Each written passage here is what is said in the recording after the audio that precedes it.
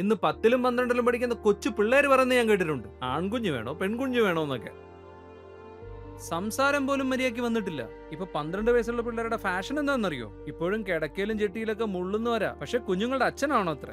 പ്രായപൂർത്തിയായതും ഞങ്ങൾക്ക് കൊച്ചുങ്ങൾ ഉണ്ടാക്കണമെന്ന്. ആൺകുട്ടികൾ പറയുന്നു ശുക്ലം കണ്ടു തുടങ്ങിയെന്ന്. പെൺകുട്ടികളാണെങ്കിലോ രജസ്വലരായി എന്ന് പറയും. അതുകൊണ്ട് കുട്ടികളുണ്ടാവാം. ഇത് വെറും ഒരു കെമിക്കൽ റിയാക്ഷൻ മാത്രമാണോ? പക്വത വരുന്നതിന് മുമ്പ് ഒരു കുഞ്ഞിന് ജന്മം നൽകാൻ ഇവർക്ക് എങ്ങനെ ധൈര്യം വരുന്നു? കണ്ണാടിയിൽ നോക്കിയാൽ അറിയാം നീ തന്നെ ഒരു കുഞ്ഞാണെന്ന്. തിരിച്ചറിവുള്ള ഒരു സമൂഹത്തിൽ ഒരു കാവൽക്കാരന്റെ ജോലിക്ക് പോലും നിങ്ങൾക്ക് ലൈസൻസ് എടുക്കേണ്ടതായിട്ട് വരും. കാരണം ഈ കാര്യം മാതാപിതാക്കളിൽ മാത്രം ഒതുങ്ങുന്ന ഒരു പ്രശ്നമല്ല, ആ കുട്ടിയുടെ അധികാരത്തിന്റെയും പ്രശ്നമാണ്. എത്ര നിസ്സഹായനാണ് ആ കുട്ടി, അല്ലേ? 2 മണ്ടന്മാരുടെ ഇടയിൽ കടന്ന് ഞെരുങ്ങുകയാണ് ആ കുട്ടി. ഒന്നും ചെയ്യാനാവും. ഇത് ഒരു വ്യക്തിയധിഷ്ഠിതമായ പ്രശ്നമാണോ അതോ ഒരു സമൂഹത്തെ മൊത്തം ബാധിക്കുന്ന ഒന്നാണോ? നിങ്ങൾ കുട്ടിക്ക് വേണ്ട പരിചരണം നൽകിയില്ലെങ്കിൽ സമൂഹം ഒട്ടാകെയായിരിക്കും വില നൽകേണ്ടി വരിക.